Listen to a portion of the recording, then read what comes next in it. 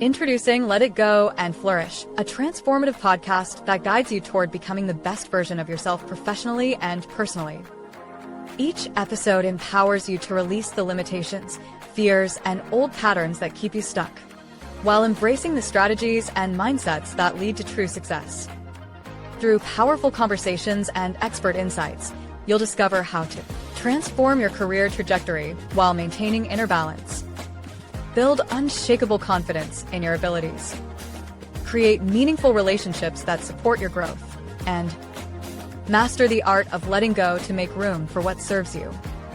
Whether you're climbing the corporate ladder, building your dream business, or seeking deeper personal fulfillment, Let It Go and Flourish provides the guidance you need to thrive in all areas of life.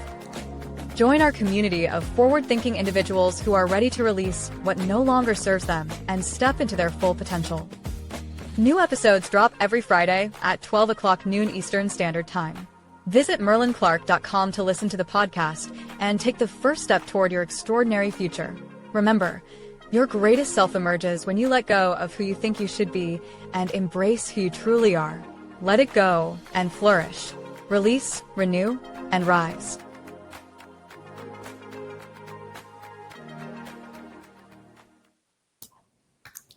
Hello to my amazing audience.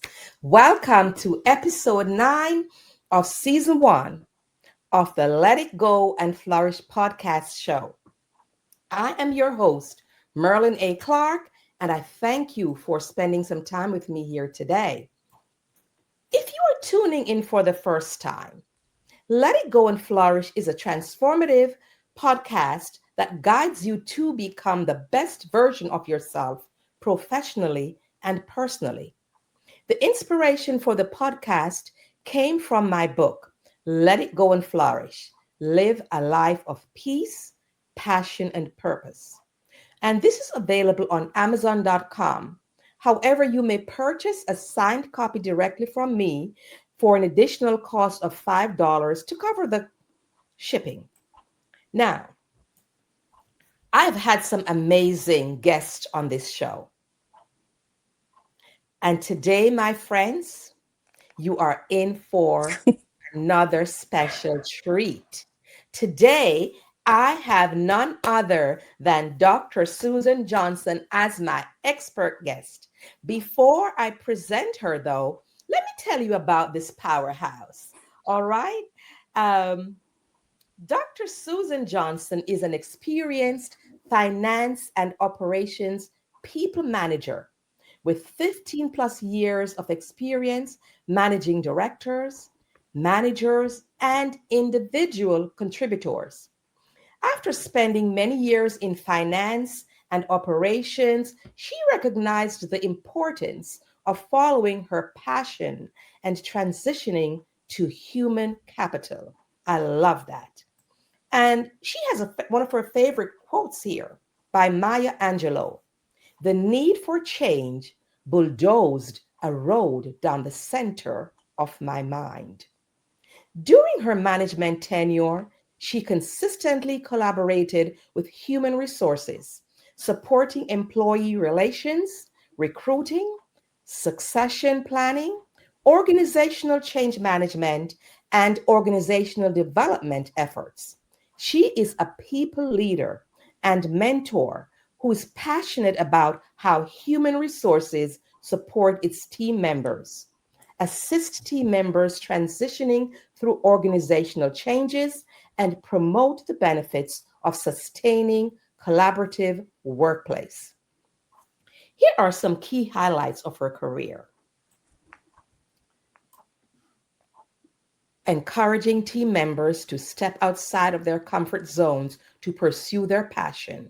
She served as a sponsor and mentor, assisting others in pursuing higher level positions, promoting accountability in decision making, stressing the significance and relevance of continuing education and training, mentoring upper-class undergraduate students preparing for their transition from the halls of academia to the professional work world. Now, during Susan's tenure at Aon, she served in the following roles: managing director at Aon, which was preceded by numerous managerial positions, project lead, manager and sponsor, business resource group chairperson, cross-team collaborator, organizational change manager, strategic business partner.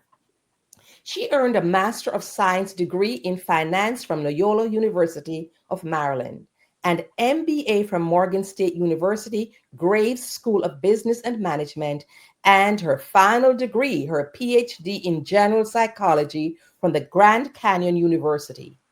She is on her way to make more impactful contribution. But before I present her to you, I want to share briefly how we met.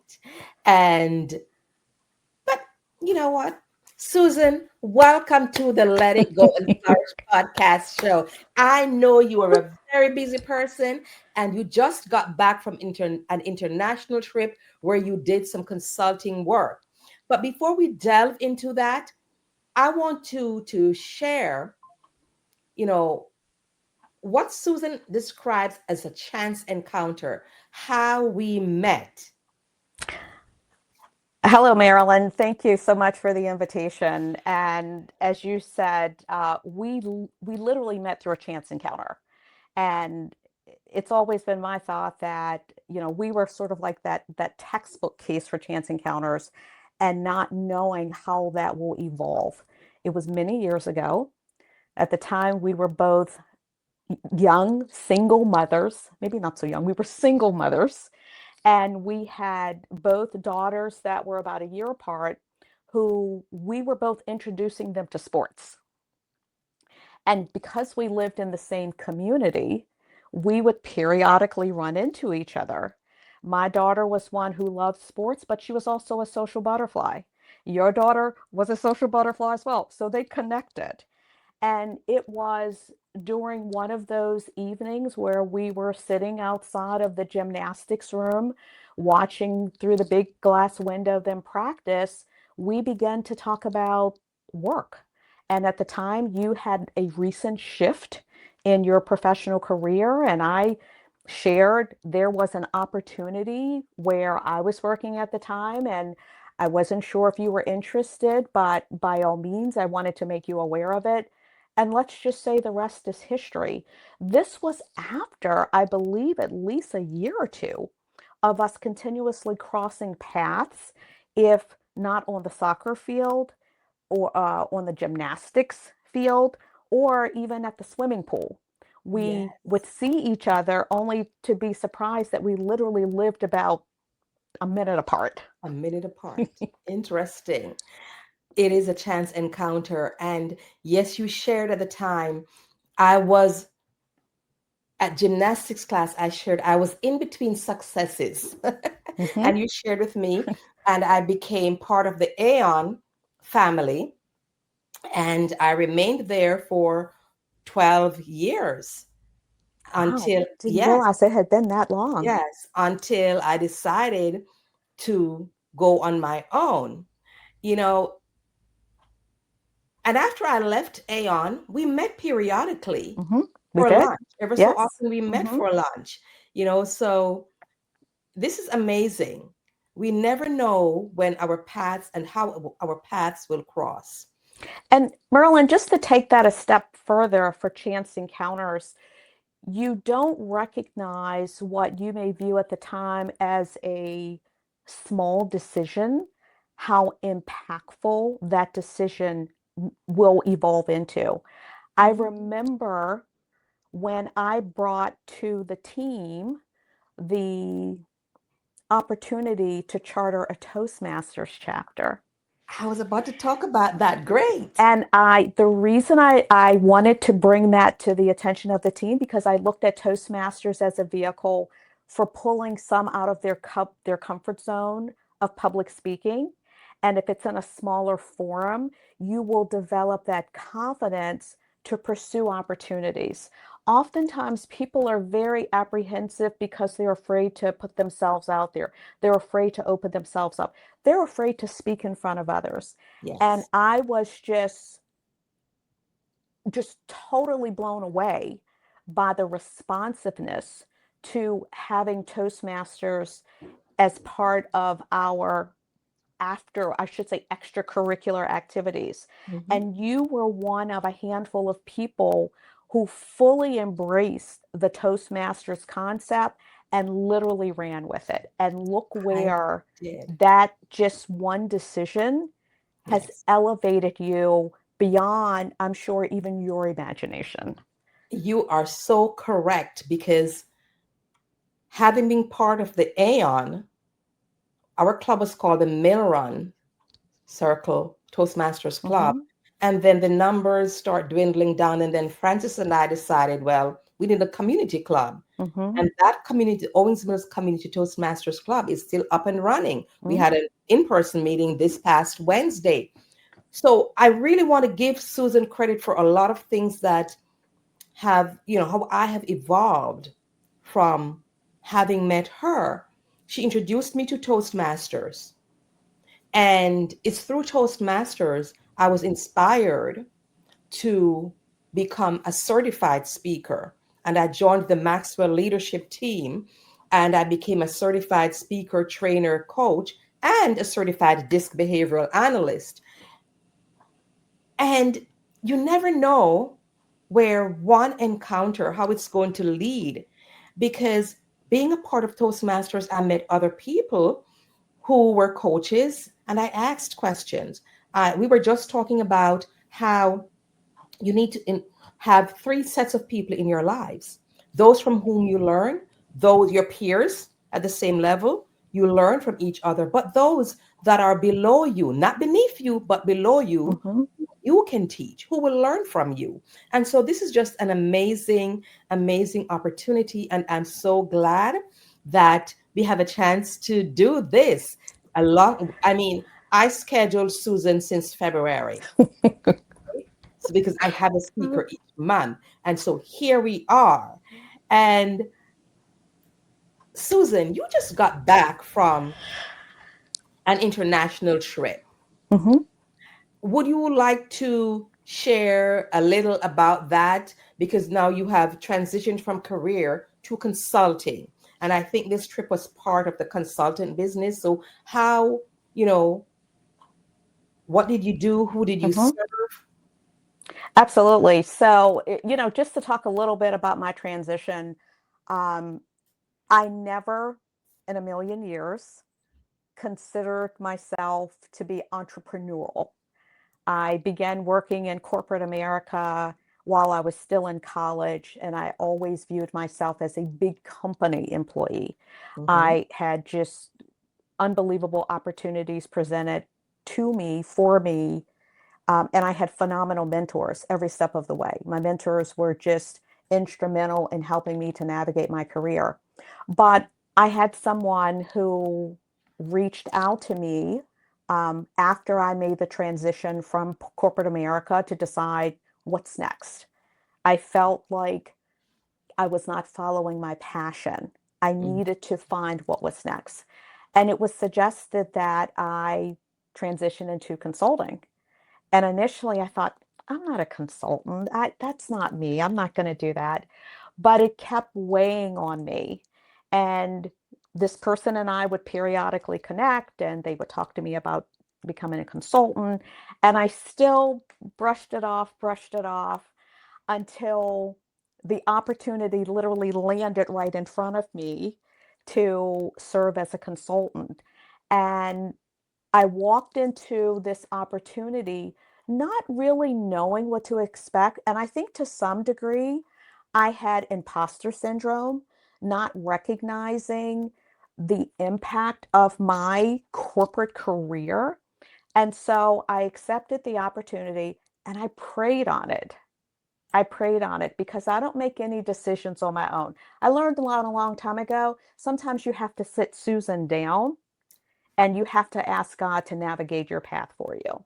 And so that's what I did. And this opportunity has been incredible. As you mentioned, I just did return from the western end of Canada, and I was there to I'm in the midst of helping with a business operations transformation initiative. And what an experience it has been. I have been consulting since early spring of 2025. I get the opportunity to work with an incredible team. I have literally entered a career path that was not part of my career journey. It was a complement. And what I have found is that my career journey literally complements the career path I'm on today. And Wow. so I'm learning a lot. I'm having a blast. No 2 days are the same. The opportunities to learn and grow are just, they're happening so very fast. Sometimes I have to sit down and go, whew, how did I get here? Wow. But that's, you know, when you learn to take a chance, and it really was about taking a chance. I had worked in corporate for decades. I was very comfortable. I had a phenomenal group that I worked with. I had a team that I always felt had my back, and I always wanted my team to feel as though I had their back. But there came a point, Marilyn, when I realized I'm not passionate about what I'm doing. I need to follow my passion. I need to have that excitement when I get up in the morning. I need to feel that I am contributing to something much, much bigger than me. I needed to feel as though I'm not going to work. I'm starting the journey for what's ahead. And so I took a leap of faith. And I Mhm. have to share, about maybe 30 days after I took a leap of faith, I said, what the heck have you done? Are you crazy? You walk away from a comfort zone. But what I realized is that I was not comfortable in a comfort zone. Mhm. I needed to feel as though I was part of something big. And I Yeah. wasn't sure what that was. And I took the time to figure that out. I spent a considerable amount of time just really looking inward to identify what motivates me, what drives me, how are my experiences able to benefit someone else. And so with that, I literally watched my current environment evolve. Mhm. And I feel really, really good about it today. Great. Fantastic. That's just an amazing story. Passion. Because when we are not passionate about what we do, it's a job, you know? Anyone can have a job.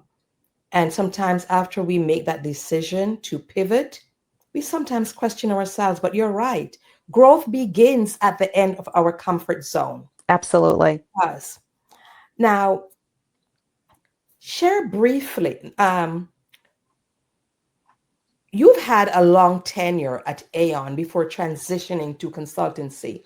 Mhm. And during your tenure there, I observed how you interacted with your leadership team as well as the associate. And it was exemplary. During my tenure at Aon, I've always shared with my colleagues that your behavior towards everyone was exemplary. Since my departure, and as part of my business, I have met so many people who speak of toxic work environments and a negative workplace culture. The name of my company is Mac Leadership Solutions LLC, and my tagline is We Are Moral Authority. Now, I've spoken frequently on the meaning of moral authority leadership, which includes we do not need a title to lead. Mhm. Moral authority leadership is the highest level of leadership, and it's based on recognition from the people that they lead. These leaders are competent, courageous, consistent, empathetic, and trustworthy. And I see all of that in you. So share briefly with us your thoughts on leaders who embrace and practice empathy towards their teams. You know, Merlin, life is hard. And it's full of challenges. Every day, we just don't know what's around the corner. As leaders, we are expected to lead by example, but we encounter the same challenges that everyone else has. The Mhm. only difference is that we have team members that are looking to us for Mhm. direction. They're looking to us with regards to how we handle situations. Mhm. I have been fortunate throughout my career, and I shared this before, to have incredible mentors. I think back to my first role as a manager. I was 25 years old, and I was literally taken out of my comfort zone, literally out of the state, out from my parents' home to another state to be a manager. And at the time, the person who provided that opportunity to me for me went on to become the CEO for a global insurance brokerage firm. Mhm. But during that experience, he showed me what leadership was all about. We were in an office of roughly 60 colleagues, and he had a standing practice. Every morning, he would walk through the office and greet everyone. And he would spend anywhere from 30 seconds to 2 minutes talking to everyone about something that was unique to them. And I'm thinking, wow, this is, at the time, this is the person who is leading this Mhm. office. Mhm. That person went on to lead a corporate entity. Mhm. And quick story, just to show you how relatable he was and how this wasn't superficial. I mentioned I moved out of state, and I was literally just leaving my parents' home. I had just graduated from college. I had a little teeny tiny apartment, and I was actually moved in by my family the weekend before I started work. And I went out and bought this humongous sofa that, of course, I hadn't measured beforehand. And the sofa would only fit through the door, and it was stuck in my kitchen. And I remember a few days after I started work, I was in the lunchroom, and the office head would periodically come into the lunchroom and sit down and spend a couple minutes talking to all of us at the table. And he looked at me and he said, "So, Susan, you're all moved in. Are you good?" And I said, "I am." I said, "But I just have one issue. My sofa is stuck in the middle of my kitchen because it's too big to go through the door." And the office leader turned to another colleague in the room who was a senior level manager at the time and said, "Hey, what's your schedule look like this afternoon?" And the person said, I have some time. And he said, "Susan, my boss said, you live pretty close to the office, don't you?" I said, "I do. I'm about 15 minutes away." He said to the leader, "Come on, let's go down and move Susan's sofa." This is the office leader. Well, what I learned is that they both went to college together, and they worked for an office a moving company during college. And Oh, they literally walked in, and in three turns, my sofa was in my living room. wow. That was leadership. And that had nothing to do with the business. That had to do with an empathetic leader who Yes. recognized the people that work with him and for him are what really matters. That happened many years ago, and that never left me. It was always forward in my mind with regard to what it means to be a leader. Wow. And that is so impressive. And I hope that he's listening to this and that others are listening, emerging leaders and even seasoned leaders are hearing these stories because that happened years ago and Many it years ago. stays with you. So that's so important. Empathy is such a vital part of leadership, and it builds trust. you know um, you are not only responsible for the financial operations of the accounting center, but for the well-being of your staff. Tell us a little about that. I learned a long time ago, and this again came from my mentoring experiences, that you have to give your team members an opportunity to grow. You have to show them the world doesn't end if you make a mistake. You have to encourage them to grow. Now, if the seed is planted and that's what they want, then you're there for them. There are those that are very comfortable where they are. And it was always my job to determine exactly where you were. And I view that as you're a steady state, and we always need those steady hands that say, I'm good, I like what I'm doing, I'm comfortable. But then there are others that are, well, I can see myself here or there. And so I would probe. It was it was a little bit of a running joke in the office that if you saw me walking through the office and I had a chair, where was I going? Because I would just pull a chair up next to someone and sit there and just chat. And these were primarily our individual contributors. And I would say, how are things going? And first they would be like, what are you doing here? And I would say, it's important for me to understand how things are going because you're front line, you're front and center. And talking to these colleagues really gave them a comfort level of, this is not Susan, the head of the center. This is Susan, the person who's interested in me as a person. And that was something I learned right out the gate as a manager. It was important to really be connected to my team and for my team to recognize when I say I'm part of the team, I'm just the person that has to have the bigger shoulders when things roll downhill. The fact of the matter is, I'm here to support you because we don't operate in a Lone Ranger environment. We are part of the team, and that means the entirety of the team, and I'm here to support you. And I would often encourage people to think about what's next for you a year from now? What's next for you 5 years from now? And how do you plan to get there? And I would always caution that when you share with me what you are interested in, I'm going to do my part to help you get there. So think carefully, because I'm just a firm believer of stepping outside of your comfort zone. It's required for growth. It is. It is required for growth. And some people really haven't given thought to what's next until someone probes. So it's good that you do that. Some have it written down and they knew a long time ago and they're pursuing that. But for others, so it's good that they had a leader like you who would do just that for them. So that's just amazing.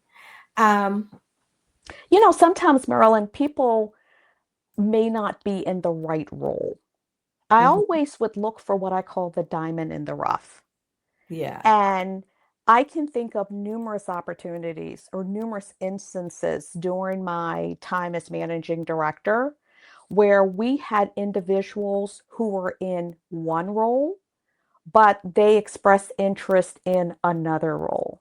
And Mm, I would be there in the background to help them kind of navigate that path to, mhm, first of all, recognize what they truly brought to the table and mhm. to step out of their comfort zone. And even today, and I'm talking years down the road, I still have a handful of people who were in individual contributor roles many years ago who have gone on to do phenomenal things and leaders in their own right. And Amen. they will drop me a line to say, Susan, I just wanted to let you know where I am today. And that is such a blessing because I feel as though I was put here, my purpose was to help others navigate their paths. And it's a great feeling.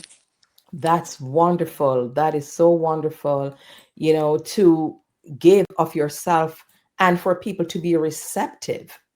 Now,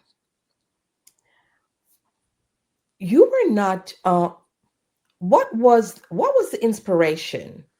What was your inspiration for pursuing? You have two master's degree, but what was your inspiration for pursuing your final degree?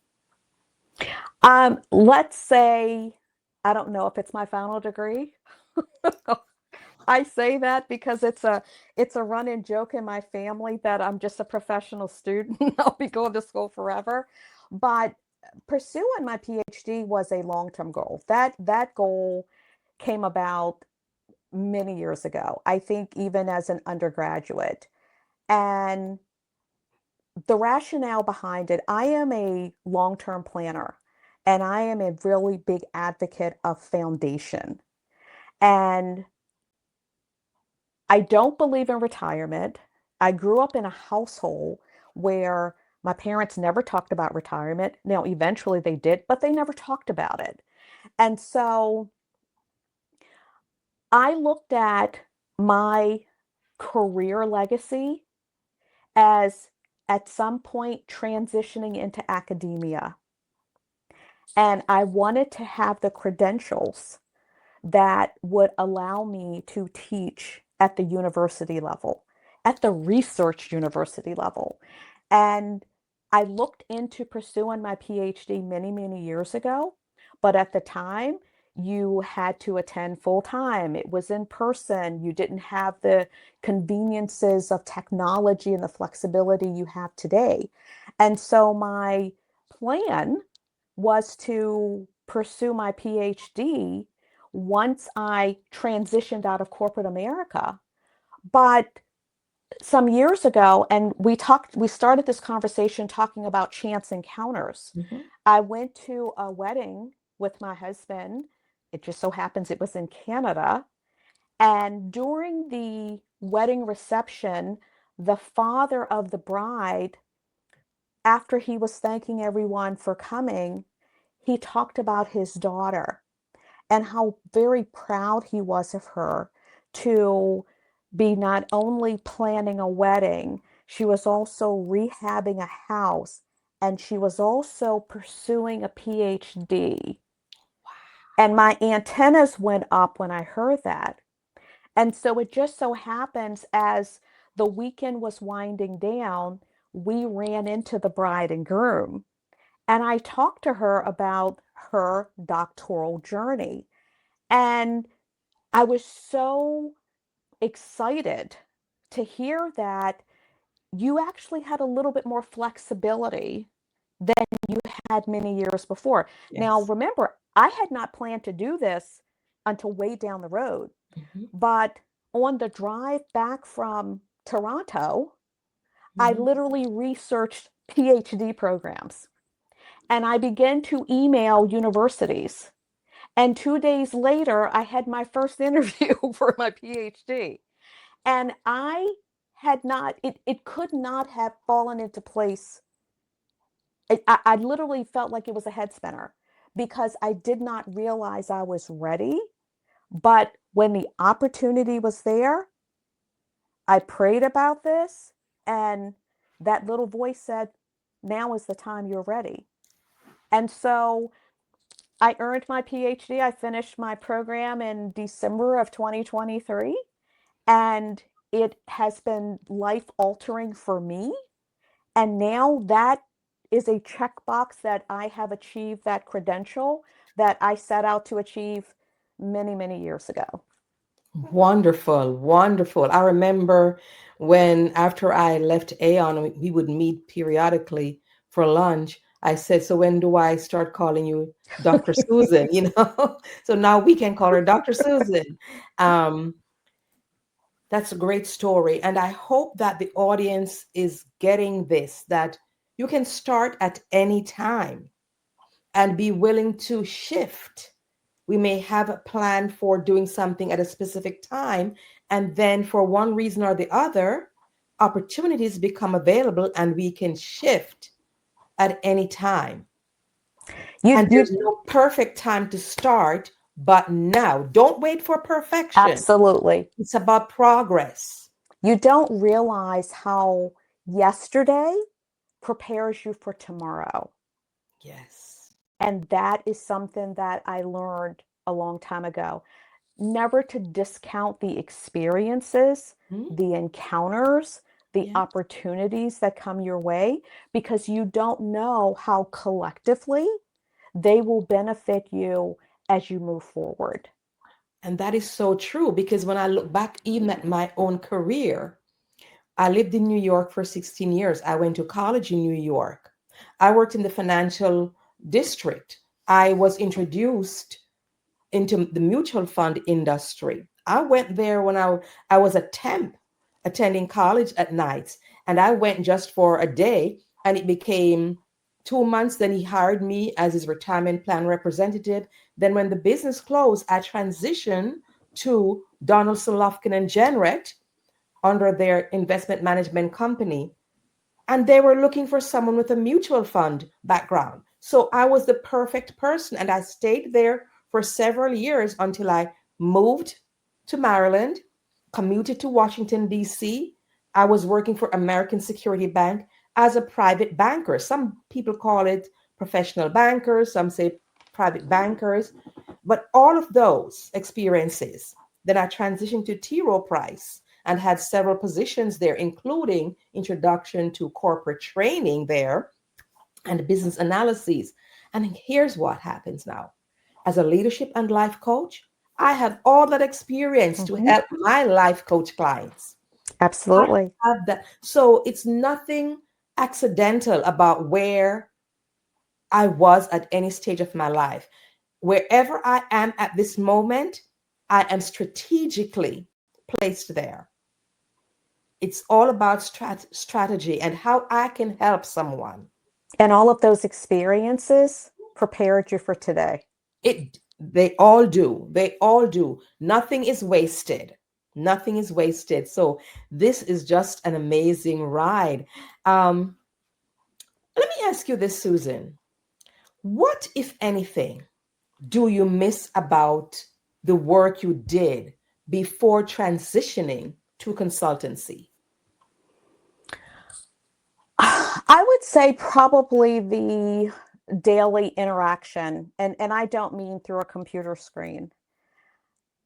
When the pandemic hit and we all had to go to our respective homes, that was a challenge for me.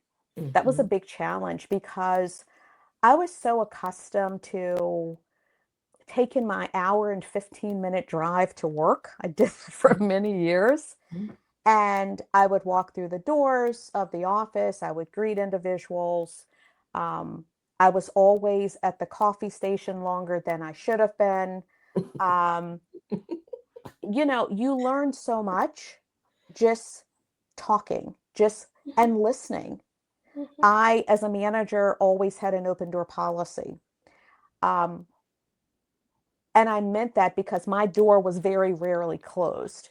And Mhm. having an open door policy meant I wanted you to have a comfort level to come in and talk to me.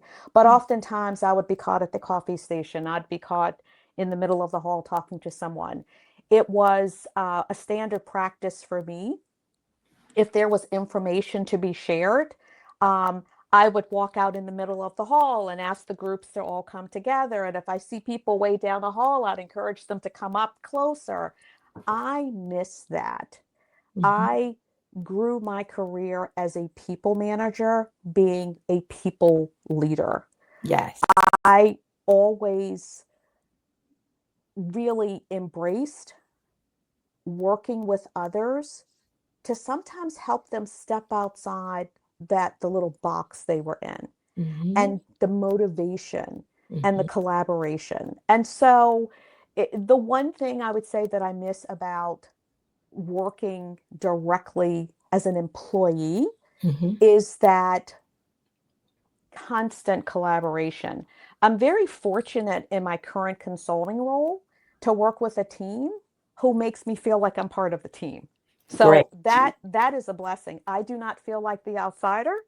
I feel like I'm a member of the team. That more so I think I do to myself, Mhm. because I know that I am the outsider. I'm there for a purpose, but at the same time, that doesn't preclude me from being the people leader that I am and still helping to motivate and encourage others that are part of the team that I'm working with. Fantastic. Yeah, I'm a people person too. I love the interaction, and I struggled too at the during the pandemic and having to make that transition. And I'm a solopreneur and I work from home. My business is, I'm in my office at home right now, but I make a concerted effort to network with people, network Mhm. with organization, the chambers of commerce and such organizations. I love that. I love the people interaction. It gives me energy and I love being around other people. Now, I thank you so much for being here. But before we leave, I want to ask you this. How are you enjoying the latest addition to your family? I know how much I'm enjoying my role as a Mimi to three lovable, amazing babies from one is the oldest is 5 going on 6 and the youngest is 18 months. So, how are you enjoying that role as a new grandmother? You shared with me that she's now 7 months old today. Yes, yes. What name do you answer to? We're still trying to figure that one out. My Okay. daughter and I have a difference of opinion on what I'm going to be called, but I am absolutely loving it. I am a new grandmother with a 7-month-old today granddaughter who just has totally captured my heart. Um, it's I just recently realized that now I have a legacy. There is a new generation, Yes. and it just hit me like, wow, we now have the next generation. And to to be in this position, number one, is a blessing. Uh, Children are God's gift, and it's a blessing. And to be able to see life as a grandmother, there's nothing like it. And I'm thrilled every day, just so excited. I feel it. I feel it. And I was sharing with you. Mine live a minute from my house. So I see them almost every day. And that's a joy when they come through the door and everybody's they're vying for the attention. Who am I going to pick up first? And it's just amazing. So I'm glad you're enjoying that role. Yes, I It's a am. different role from being a mother. And sometimes my daughter said, okay, I couldn't do that. So why is he doing that? Why are you allowing him to do that? So it's a different role, different mindset. And I'm loving it. And I'm glad you're enjoying that as well. Absolutely. Yeah. Absolutely. So what is your next step? If our audience needs to contact you, they may contact you on LinkedIn. Absolutely. I'm on LinkedIn. Mhm. I periodically go out on LinkedIn. I'm very, very busy these days. Mhm. I am continuing to evolve. I began writing a book on my leadership experiences maybe about a year ago. And I was initially in a hurry to write this book. And someone very profoundly said to me, your chapter is still evolving. Mm. I hope you're taking good notes to include in your book. And Yeah. I went, wow, why am I in a hurry to finish my book? And Mhm. so I put my book to the side, and periodically I'll go and write another chapter and Yes. write another chapter. So that is the next chapter evolving for me. At the same time, I am very active with the Society for Industrial Organizational Psychology.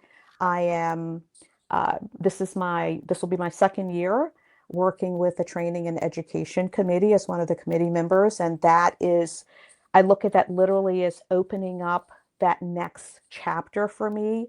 It's one of the reasons why I said, with regards to my last degree, I'm not sure I'm not sure if the classroom's seen the last of me yet, Okay. because I am truly a lifelong learner. I live it, I breathe it, and I'm just, I pray for direction. I learned a long time ago, Merlyn, stop trying to control my destiny. Mm-hmm. Um, my destiny is leading me in the path I should follow. And Yeah. sometimes it's best for us not to get in our own way, but to let destiny lead our paths. And that's the approach that I'm taking. Fantastic. Great approach. I've learned that lesson as well. I was sharing with you early, I have to ask God, is this what you want me to do? Because oftentimes I get an idea and I jump at it, but then I have to step back and say, okay, you need to ask for directions. Is this the right path to follow? All right. So, Susan, I want to thank you for being part of the Let It Go and Flourish podcast. And I look forward to more collaboration with you. And before I close, I want to leave our audience with some information on my Max Success Academy. And here we go. Thank you, Merlyn. Hello. I am Merlyn Clarke. And as the owner of Mac Leadership Solutions, I know you're driven for growth. The Mac Success Academy is your launchpad to capture those explosive moments and achieve the success you crave. For less than your daily coffee habit at $17 a month, you will gain access to live training, action-oriented teachings, and a library of digital courses that are written, audio, or video. Don't miss out on this investment in yourself. It's the key to unlocking the best year of your life. At under $1 a day, you'll gain the tools and strategies to dominate this year and beyond. Remember, lasting transformation demands action. If you yearn for more success, growth, happiness, and stability, the Mac Success Academy is your answer. It's time to stop wishing and start thriving. Join us today.